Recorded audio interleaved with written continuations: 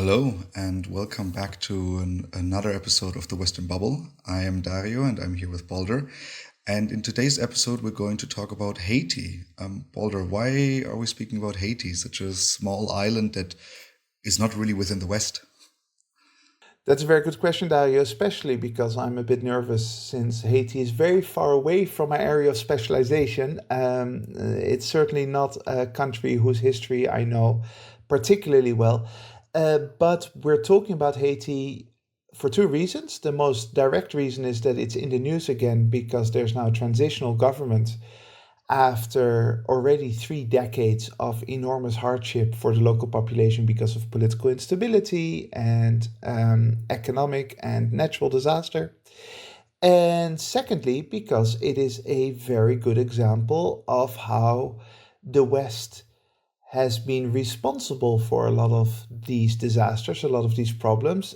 And it's an example of how you can see the inability of the West to actually make it right, to make it better. So it is a good case study for our Western bubble. And what are the facts? Haiti, officially the Republic of Haiti, is a country on the island of Hispaniola in the Caribbean Sea, east of Cuba and Jamaica, and south of the Bahamas. It occupies the western third of the island, which it shares with the Dominican Republic. Haiti is the third largest country in the Caribbean and has an estimated population of 11.4 million people, making it the most populous Caribbean country. The island has been inhabited since about 5000 BC by groups of Native Americans thought to have arrived from Central and South America. On December 6th in 1492, Christopher Columbus landed on the island, claiming it for the crown of Spain and bringing endemic Eurasian infectious diseases, causing epidemics that killed a large number of native people. As the Spanish refocused their colonization efforts on the greater riches of mainland Central and South America, they gave up the western third of the island, on which French colonists settled the area known today as Haiti. In the midst of the French Revolution, the oppressed population of Haiti launched the Haitian Revolution, defeating Napoleon's forces and declaring Haiti's sovereignty on January 1st of 1804. Haiti's first century of independence was characterized by political instability, payment of crippling debt to France, and the vast costs of the war and the occupation of Santo Domingo, the rest of the island. Political instability and foreign economic influence prompted the United States to occupy the country between 1915 and 1934. In 2004, the country ran through another coup d'etat, which prompted UN intervention. In 2010, the island suffered from a catastrophic earthquake that killed over 250,000 people. The name Haiti comes from the indigenous Taino language and means land of high mountains. It was the native name for the entire island of Hispaniola until colonization. What is the bubble? When we're talking about Haiti, so I just gave a very, very brief history, right? To the listeners who are maybe expecting a deep dive into Haiti and what are its problems, I must disappoint you. This is not the place. If you're interested in that, we can recommend Haitian podcasts on this, right? On the history of it. Please listen to them if you want to have a deep dive. For us, as always, we're going to mainly focus on the Western bubble, well, aspect of this entire situation in Haiti. And one of the first things is that Haiti, as we know today, is a European construct, right? Nothing of its original being from the day before the 6th of December of 1492 is left. And never say nothing, but very little at least. And if you look at the demographics, it is a combination of mostly European and some Arab blood together with Africans who were brought there by the Europeans through slave trade. So the current makeup of Haiti, unlike, for example, larger countries in Latin America, such as Peru, where you still have significant indigenous populations, the current makeup in Haiti is very much the direct consequence of this European intervention, this European colonialism and centuries of oppression. Because the country, since its discovery by Europe was never really left alone by it, right? So first you have the Spanish, then you have the French, then you have the somewhat European United States intervening and meddling in its affairs since 1492. The country was never left alone.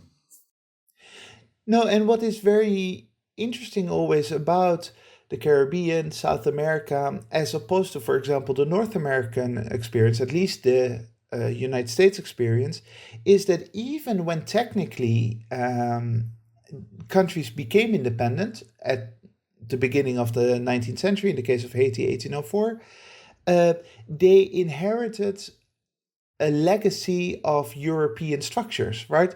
So even though they were nominally in charge of their own destiny from that moment on, they were given a political system that was already integrated in Europe that they now had to adapt to their own realities. And that makes it stand apart from, for example, the United States, which said, we are going to reject all those European ways, political systems and ways of doing things, and we're going to create our own project. We're going to do Europe 2.0. In the case of Haiti and a lot of Latin American countries, it was very much an experience of basically trying to cope with badly formed European political structures.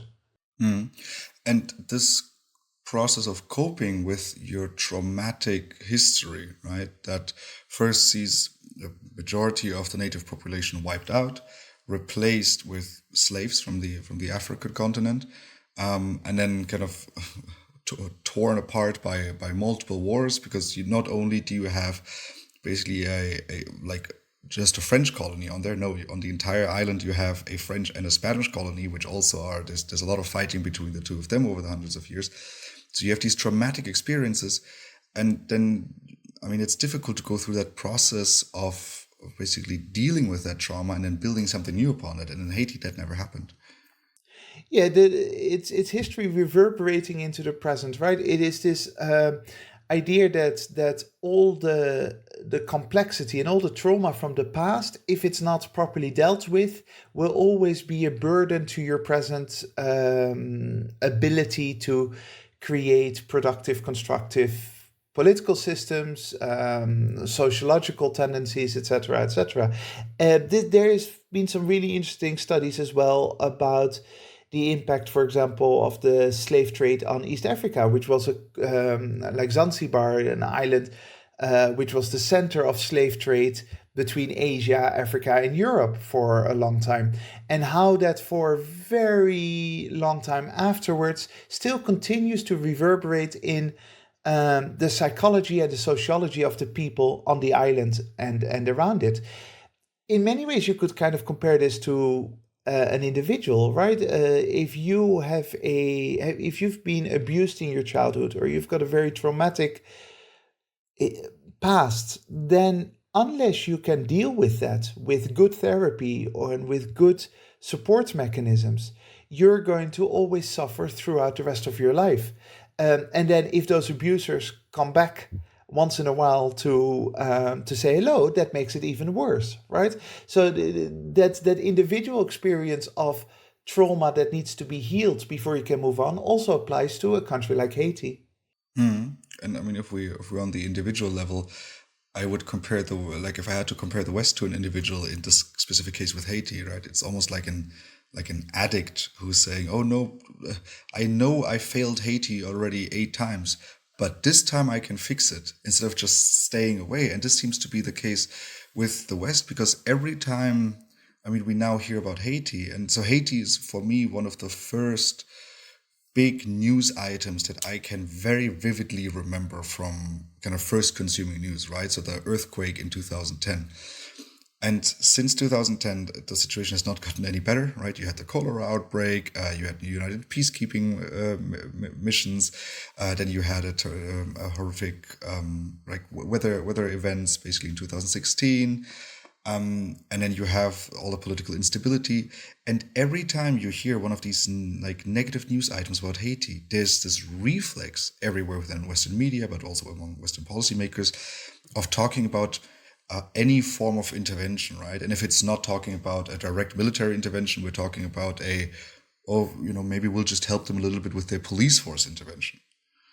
Yeah, and I like the analogy of an addict because the first thing you have to do as an addict, if you want to overcome your addictive past, is to recognize that you've got a problem, right? You have to be able to say, I, I am I am in need of help. I am addicted to something and I need to fight that addiction. Europeans or the West in general have never really come to terms with the fact that they've been abusers in the past, that they've been bad in the past, that they've had negative impact. Sure, they know a little bit about it, but they've never fully recognized it. It's like me saying, "Oh yeah, no, I do drink sometimes a little bit too much," instead of acknowledging that I'm a true alcoholic. Right? By the way, for the record, I'm not an alcoholic. I don't drink alcohol, but the the problem the problem is exactly this for Europe, that because they've never come to grips with the destructive nature of their own past, they find it almost impossible to recognize their destructive presence right now in 2024 or over the past few decades. And so they don't understand why their presence in Haiti and other countries is counterproductive, is destructive. Yeah, no, not at all. And again, I mean, because I feel like we have now reached a point in the West where usually when someone talks about intervention, there's a bit more of a hesitant reaction, right? It was like, oh, we've done it a few times in the past, let's not. With Haiti, that's not the case, right? And I assume this has to do something with size. I mean, also maybe proximity to the United States, right? Here we're talking about a small island. I mean, yes, 11 million people living there. That's a big number. But okay, we can help that. I mean, this is not the same as Afghanistan, right? No, and then maybe more aptly, in when we stick to the region, Haiti is not the same as Brazil or Argentina or Colombia, which are so sizable that they have to be dealt with differently. Um, the small size of the island, together with the very strategic location of the island and the proximity to the United States in particular, of course, mean that the West have a very easy time trying to influence the country and trying to shape the country in their own image. Now, key word here, trying to shape. They find it easy to try to do it. They never manage to do it, obviously, because it's unnatural for Haiti to be the recipient of this imposition from abroad, which is exactly the problem of the Western bubble in general. The West cannot project its identity onto the rest of the world, even if it wanted to. Um, but the United States and European countries have over and over again tried to interfere with Haitian politics, with Haitian society, because of its size and its location. There's no doubt about that. And with this, a lot of times, as you already mentioned, in very Western ways. So obviously, in preparation for this episode, I read a little bit into Haiti, watched some documentaries, because I think documentaries in particular are usually a very good way of also discovering the Western bubble. Because at the end of each of these 3 documentaries I watched, each time it was said, now that we've talked for 45 minutes about the hardships of Haiti and everything that went wrong and so on and so forth, the real path to solution here will be elections. We need to give the faith, like the faith of the country, back into the hands of the people, and they need to hold elections because this will solve everything. Yeah, it's that insanity, right? It's the idea, first of all, equating elections with democracy, right? Elections are just a practical thing that you do. It has nothing to do with whether a country is democratic or not. Well, very little to do. I mean, democracy is much more than simply holding elections, obviously. But it's also, once again, the outside not understanding that Haiti will never be Switzerland, that Haiti will never be Sweden, Haiti has to be Haiti, and Haiti has to choose its own system, its own politics, but the West doesn't let it, right? So if your argument is we want stability in Haiti, then that's a very different argument than saying we want stability, but it has to be democratic, it has to be pro-Western, it has to be liberal, it has to be this, it has to be that. Stability is hard enough. then once you start imposing your own moral framework onto a very fragile society like Haitian society, then that becomes particularly problematic. On top of that, you're imposing um, ghosts from a traumatic past. The moment Europeans or even Americans are saying to Haiti, this is what we expect from you, that goes back to those centuries of abuse from outsiders onto Haiti. And again, I like the individual analogy, right? You've been abused in your childhood or in your younger adult years. You're finally free from that abuser, and then the abuser comes by and says, I'm going to paint a room for you. Well, that's probably not a particularly pleasant and good idea, and it's very likely to create new trauma for you. What's the international relations context? A lot of this, what we've discussed now in the bubble, reminds me of the book and the paper Why Nations Fail.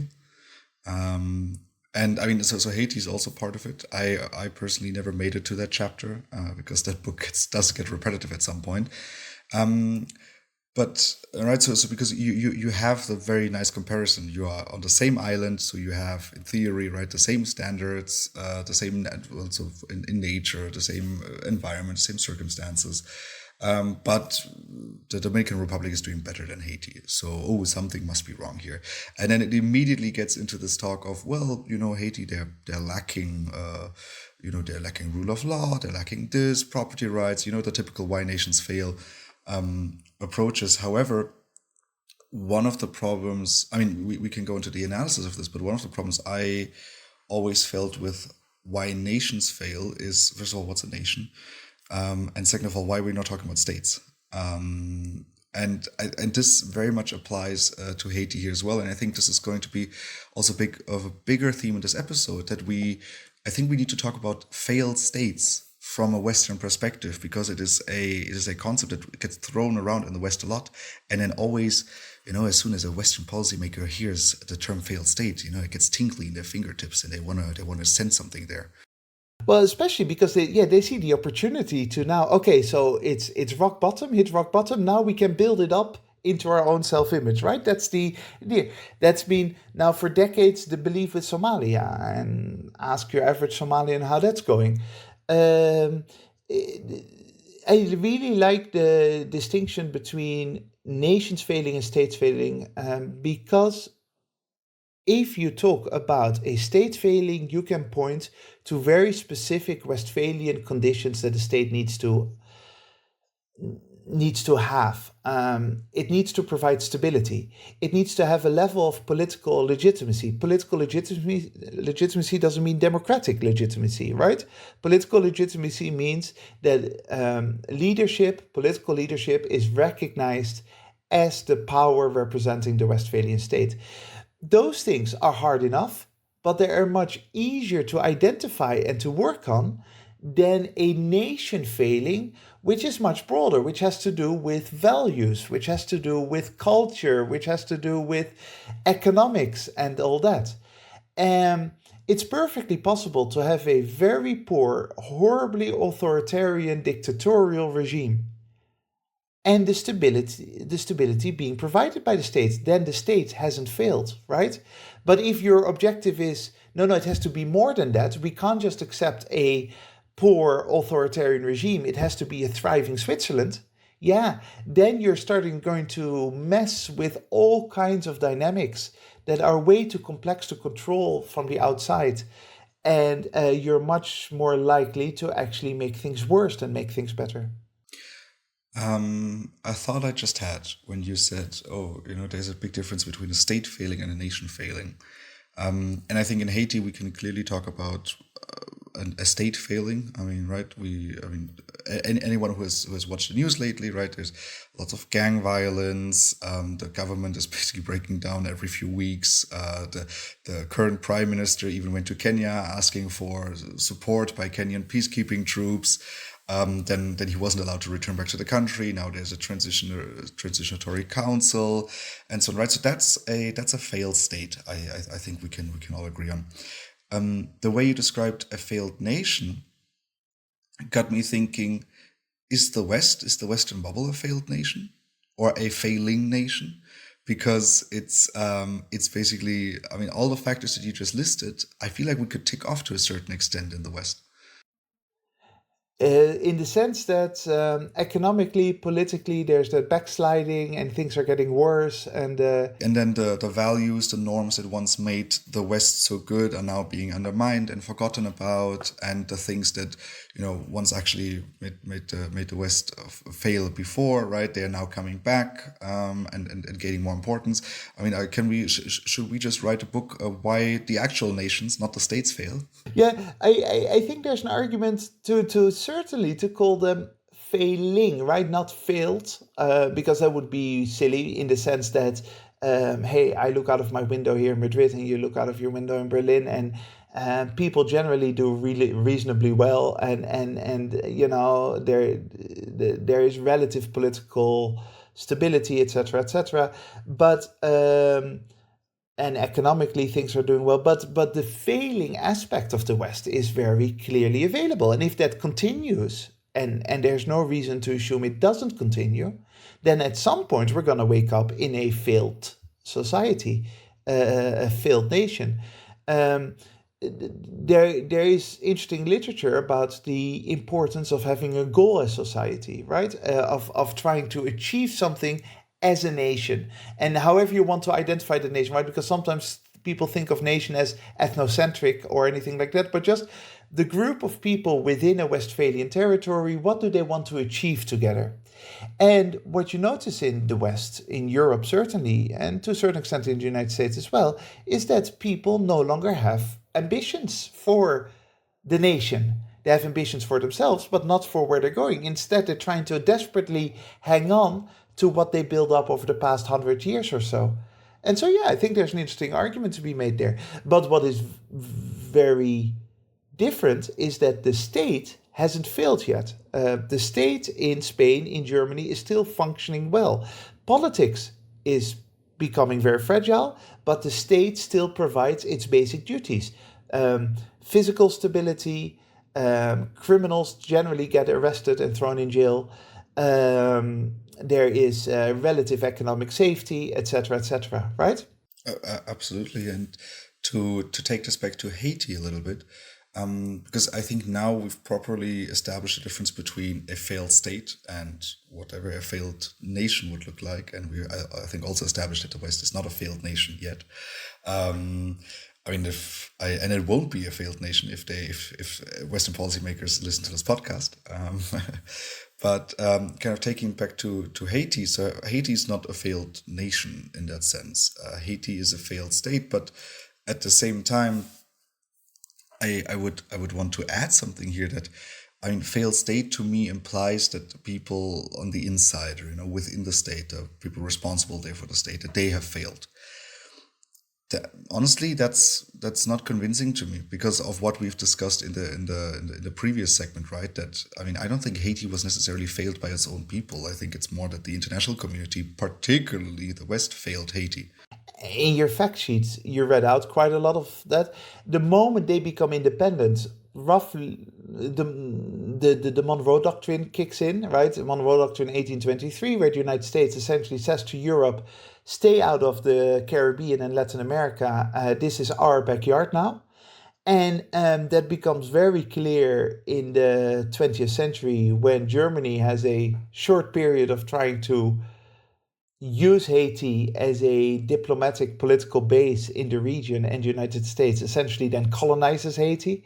And even after that, after the Second World War, when again Haiti becomes independent, what you see is that they are being thrown about by Western interest. You get a pro-American regime during the Cold War, and afterwards, Western forces are trying to establish France geopolitical alliances within Haiti. And therefore, the country never really had a serious chance to choose its own destiny. And that is completely obvious. And it's it seems so clear if you just look at the facts. This doesn't seem like a subjective analysis. This is a factual analysis of what happened to the country.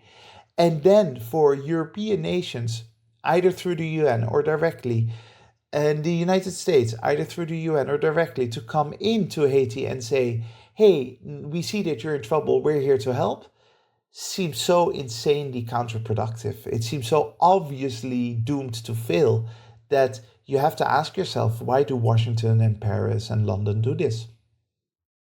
And can you explain to our listeners what is the problem? Why do they do this, right? It's a very good question. I think here, when we're now talking about, what's the damage here of that Western bubble? I think first it makes sense to look back a little bit at some of the basically the best of the worst, right, of what the West did to Haiti. And because you mentioned already, right, I think that we can really only talk about the West trying to save Haiti in the last 100 years, basically since the US intervention. And before, it was just a race of who can exploit Haiti the fastest, right? So you had I should point out that when you say saved Haiti, you were doing air quotes, but our listeners can't see that because obviously, I think that's an important distinction: saving Haiti with air quotes or saving Haiti without air quotes. Absolutely, thank you very much. But in the years before, it was basically a race of who can exploit Haiti the fastest, right? So it was either, through colonization very clearly, or then also right after independence. Napoleon loses Haiti. Napoleon loses a few more things than just Haiti. The monarchy is back in France, and then there's an attempt of France to basically recapture or reconquer Haiti, right? And then the monarchy and the Haitian authorities at that time, right? They kind of negotiate this settlement that in exchange for recognizing Haiti's independence and sovereignty, Haiti has to pay 100 million francs to France, which I think roughly now translates to somewhere around 34 billion US dollars. And that's crazy, given that, that's a crazy amount of money, right? And now this poor country that has done nothing wrong except get its independence has to pay for hundreds of years, because they only finished paying these debt payments to France in 1947. They have to pay basically 80% of their annual budget for the French debt, right? Completely crippling the country and its economy. And then, right, you look at that, and then suddenly, 100 years later, again, big air quotes here, the West is trying to save Haiti, right? And the French are saying, oh, you know what, because we speak the same language, we're going to help you here. And it's not just a crippling debt. It's not just an economic problem. It is a huge economic problem, a huge financial issue. But on top of that, think about what that then does to leadership. So leadership, they're continuously struggling to make ends meet. You can't get budgets together with that kind of external debt that we've seen this in sub-Saharan African countries that were in a debt spiral as well. You cannot make proper policy completely independently of your intellectual and leadership capabilities. It's just impossible when you have this debt hanging over you. And so what that means is then you either have to turn to large powers on the outside to sort of help you out, at least get interest payments done, or to have some, sympathy for your plight at the IMF or the World Bank, or you're going to look at criminal connections. You're going to look at illicit ways to generate revenue. So yes, this debt was a huge economic problem, but it also set up Haiti to be basically possibly positioned at a geopolitical level internationally. They needed to desperately do business with whoever who wanted to do business with them to give a little bit of relief, a little bit of easing of their international position. And so you cannot ignore these patterns and then all of a sudden later come in and say, hey, we're here to help you. Obviously, that doesn't make any sense. Then you're forced to do business with dodgy parties such as the Germans.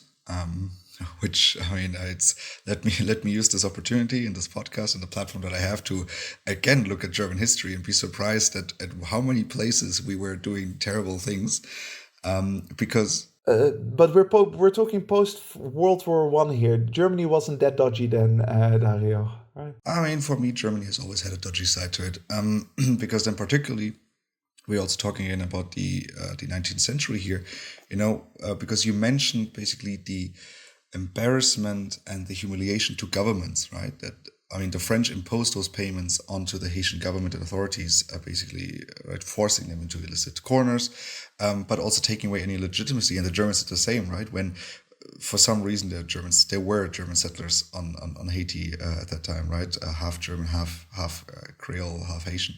And then this one day, one of them, Lüders, basically got arrested for allegedly hitting an officer. And what's the absolutely normal German reaction to this? Well, let's send 2 warships to the Haitian coast and basically offer an ultimatum and tell them that, hey, you have to release this person and you have to officially apologize and raise a right flag above your parliament for us to not invade your island. I mean, right, this is just a very small example from Haitian history, but to me kind of symbolizes that Haiti is just a little ball in the international arena, and it was kicked around from left to right, and whichever Western power was currently in the area wanted to humiliate it.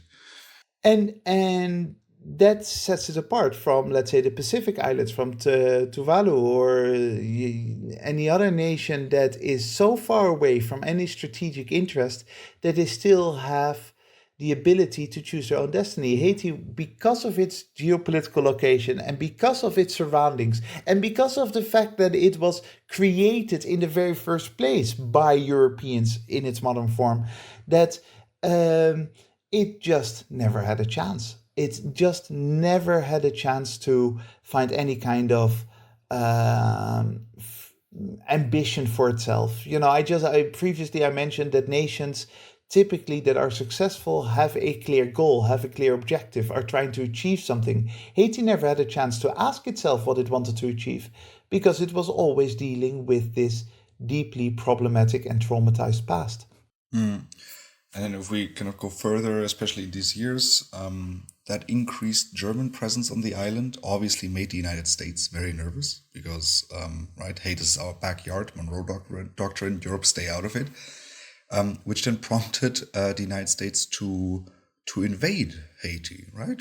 From 1914 to 1934, which I mean, okay, I think we now know in today's world that invading another country and basically placing it under your power is not the ideal scenario here. This was in the time period that the United States was a little bit confused about its own position in the world, right? It started behaving in a way that was no longer consistent with the purpose that the founding fathers had given the nation. So it also did some weird things with the Philippines, for example. We can discuss those moments. The United States was looking for an identity because it had become the largest power on earth. It had overtaken the British Empire in terms of economic power, at the very least, not so much military power yet. And then they see Haiti and they say, okay, let's do this. Once again, showing the sort of Eurocentric approach of the United States, the fact that the United States is not a Europe 2.0, but it is basically very much a Western Eurocentric political power that in many ways cannot escape that colonial ideological attitude towards non-Western states. And particularly that ideological attitude, right? So what do you do if you occupy an island for 20 years? Well, you establish democracy. I mean, you build infrastructure, right? So the United States did invest a lot into Haiti, trying to turn it into a little democracy and making sure that in its backyard there's no Cuba 2.0, basically. And you see that, and they also build up the military of the country. which now becomes interesting about 60 years later in 1994, because that's when the military in Haiti ousted a democratically elected president, prompting the second U.S. invasion of Haiti. Because hey, we're going to build your military up, but only if you use it in democratic ways, and not if you use it to oust a president. And then during that occupation, the United States basically dissolved the military, making sure that it cannot take over democratic institutions again, which now in turn is one of the many reasons why Haiti is in such a security crisis nowadays, right? And there's increased gang violence, and there's the central authorities aren't strong enough. So, right, if you're talking about countries in terms of people and persons, right, as we sometimes do, just maybe speak with the younger generation's language here. I mean, the United States is gaslighting Haiti. It's terrible, right? I mean, this must be the most toxic boyfriend anyone has ever had in the history of boyfriends. Absolutely. I just want to point out here for our listeners that Dario is still in his 20s. So when he talks about talking to the younger generation, he's talking about himself. But he likes to pretend that he's an old man. Um, absolutely. This is this is so inconsistent, but it fits very much the narrative of history. If you look at the United States in the 1990s, that is the time that they've won the Cold War. They've forgotten about decades and decades of messing about with authoritarian regimes and dictatorships all across the world, especially in Latin America, by the way. And all of a sudden, they have to pretend to be the policeman of everything that is good and proper, namely democracy and liberalism. And so all of a sudden in the 90s, they no longer mess about for pure, direct geopolitical control, but they start messing with governments because those governments aren't democratic or liberal enough, with all the horrendous consequences that we've seen since, not just in Haiti, but in many other countries that were subject to that.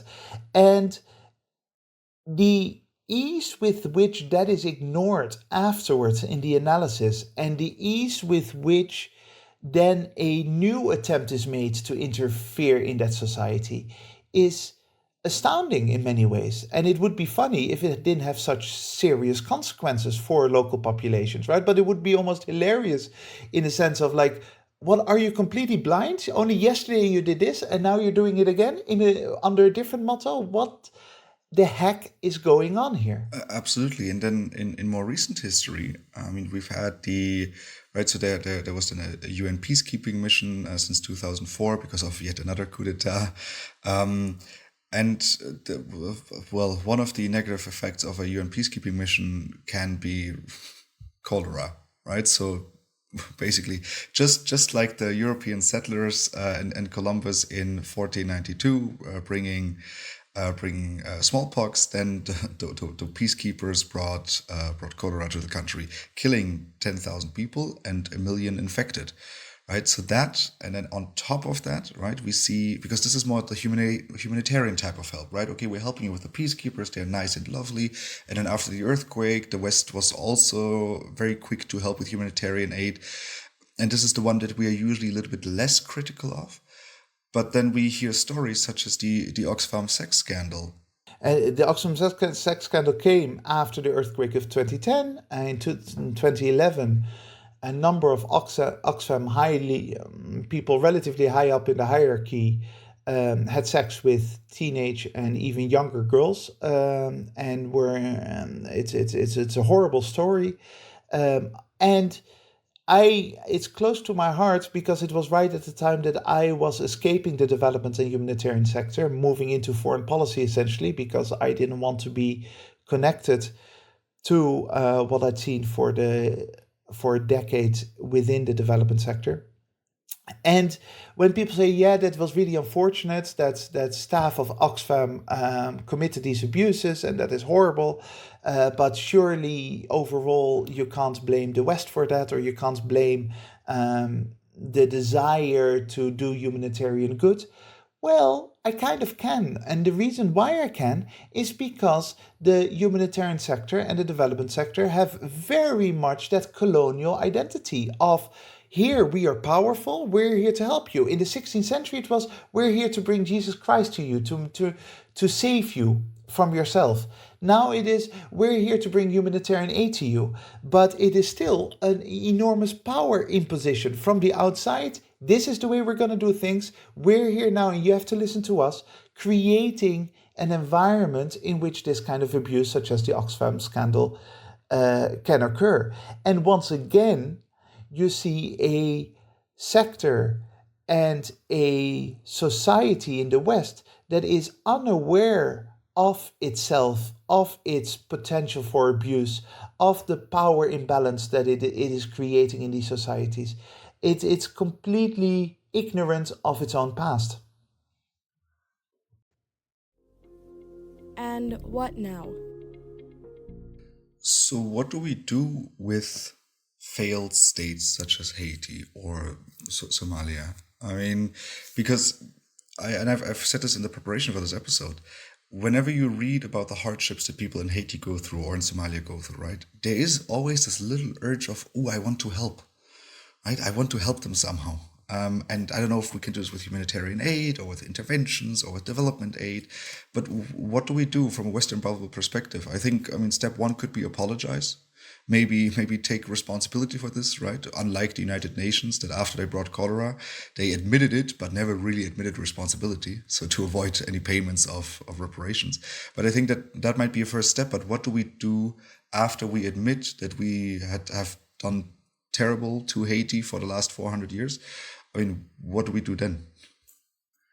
It's probably useful to go back to this distinction between the failing state and failing nation, right?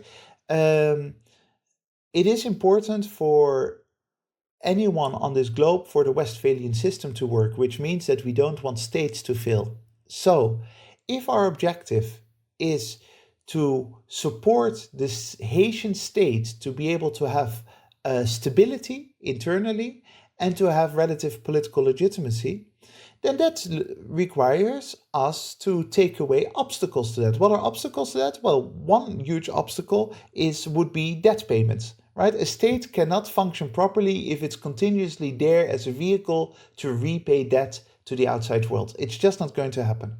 Two is not to interfere, not even to care in a certain way about the nature of that state, not to care about whether it's democratic or authoritarian, just to say no, the Haitian population, just like any other population around the world, deserves a stable state, and it is not up to us to determine what kind of ideology that state projects onto its country.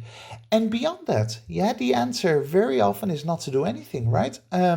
We do have, as you rightly pointed out, this tendency to try to make the world a better place and be actively involved in things that we believe are unjust, are wrong. But our involvement too often makes things worse. And so the trick here is to say, all right, this is not up to me. This is not my responsibility. If I am being asked for help by the Haitian state, I will respond to that. But beyond that, I need to be modest, I need to be humble, I need to understand that my desire to help might have horrible counterproductive consequences. Look at the past 300-400 years of Haiti and look at how much Europeans have helped Haiti. So maybe we should simply let Haiti choose its own destiny and not try to know better than the local population does. This seems like a great moment to end today's conversation on Haiti and the concept of failed states. If you have any questions, comments, regards, or you heard a mistake we made throughout the episode, please make sure to send us an email to thewesternbubble@gmail.com, and we will try to incorporate them in our following episodes. Thank you very much to the listeners for joining us today. Make sure to join us again next week when we burst the Western bubble. That is it from my side. Balder, which closing quote did you pick for us today? Noam Chomsky is always a reliable author to go to if we want to be particularly critical of the United States in particular, but also the West in general.